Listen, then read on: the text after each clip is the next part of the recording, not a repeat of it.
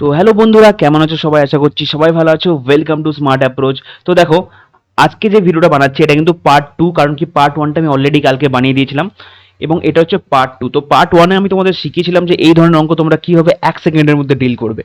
তো তোমরা জানো যে যা থাকবে এখানে সেটাই হবে তোমার অ্যান্সারের ইউনিট ডিজিট। তো এখানে দেখো দুটো দুটো অপশানে কিন্তু আমার 6 আছে। তো এই ক্ষেত্রে আমি কিন্তু ওই ট্রিক্সটা কাজে লাগাতে পারবো না, কারণ আমি জানি না কোনটা অ্যান্সার হবে। দুটো 6 আছে, এক্সামিনার কিন্তু চারটেরও সেম ইউনিট দিয়ে দিতেই পারে। তো সেক্ষেত্রে আমি তোমাদের দেখাবো যে তোমরা অঙ্কটা 2 থেকে 3 সেকেন্ডের মধ্যে কিভাবে সলভ করবে। তো খুব ইজি, একটা জিনিস খেয়াল করবে, যখনই এখানে যেটার ভ্যালু চাইবে এটার পাওয়ারে যখনই অড নাম্বার থাকবে, এটার পাওয়ারে যখনই অড নাম্বার থাকবে, মানে ধরো 3, 5, 7, 9, 11, এইসব যখন মানে এইসব নাম্বার যখন থাকবে, তখনই কিন্তু তোমরা কি করবে, এইটার ডিভিজিবিলিটি চেক করবে। মানে কি এখানে দেখো 6 এর ভ্যালু 6 দেওয়া আছে, তাহলে আমরা 6 এর ডিভিজিবিলিটি চেক করবো। এখানে যা থাকুক, ধরো 3, 6, 5, 11, 7 যা খুশি থাকুক, তোমরা সবসময় যে ভ্যালুটা দেওয়া থাকবে সেটার ডিভিজিবিলিটি চেক করবে। এক্ষেত্রে দেখো তোমাদের আমি জাস্ট এটা বোঝাচ্ছি কিভাবে করবে। এখানে দেখো দেওয়া আছে x-1 বা x এর ভ্যালু -6, তাহলে আমি 6 এর ডিভিজিবিলিটি চেক করবো। 6 মানে কি 3 × 2, তার মানে কি আমাকে 3 এরও ডিভিজিবিলিটি চেক করতে হবে, 2 এরও ডিভিজিবিলিটি চেক করতে হবে। এবার 2 এরটা আমরা সবাই জানি যে কোনো সংখ্যা 2 দ্বারা বিভাজ্য হতে গেলে তার ইউনিট ডিজিট বা একক অঙ্ক সবসময় জোড় সংখ্যা হতে হবে। তো দেখো এক্ষেত্রে আমার 6, এই দুটি কিন্তু জোড় সংখ্যা, ঠিক আছে? তো এই দুটো কিন্তু 2 দ্বারা যায়।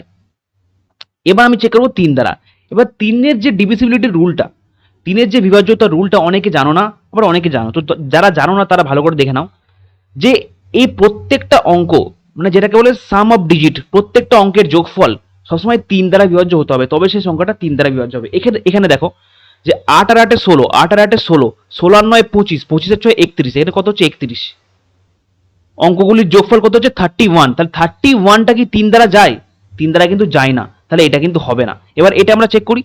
দেখো 8 একে 8, 8 2 16, 8 3 24, আর 6 30। দেখো এগুলো কিন্তু অঙ্কের যোগফল বা সাম অফ ডিজিট কিন্তু আমার 30 আসছে। তাহলে আমরা সবাই জানি যে 30টা কিন্তু 3 দ্বারা বিভাজ্য হয়। তাহলে অতএব এইটা আমার অ্যান্সার। তো ঠিক তোমরা এক্সাম হলে এইভাবে করবে। তোমরা ফার্স্ট দেখবে ইউনিট ডিজিট, যদি ইউনিট ডিজিট তোমাদের কাজ না করে, মানে ধরো সেম ইউনিট ডিজিট হয়ে যায় দুটো বা তিনটে অপশানে, সেক্ষেত্রে তোমরা কিন্তু এই বিভাজ্যতার নিয়মটা লাগাবে। চাই তোমার 6 থাকুক কি 3 থাকুক কি 11 থাকুক 7 থাকুক যাই থাকুক, সব সময় সেটা দ্বারা কিন্তু বিভাজ্য হবে। আর মনে রাখবে যে পাওয়ারে কিন্তু অড নাম্বার থাকতে হবে, মানে 3, 5, 7, 11, 9 এইসব থাকতে হবে, তবে কিন্তু এই ফর্মুলাটা মানে এই ট্রিক্সটা কাজে লাগবে। তো আশা করছি তোমরা এটা বুঝতে পেরেছো। তো যদি তোমরা এটা বুঝতে পারো, তাহলে তোমাদের জন্য একটা আমি হোমওয়ার্ক এনেছি, তোমরা অবশ্যই ওটা কমেন্টে অ্যান্সার করে আমাকে জানাবে।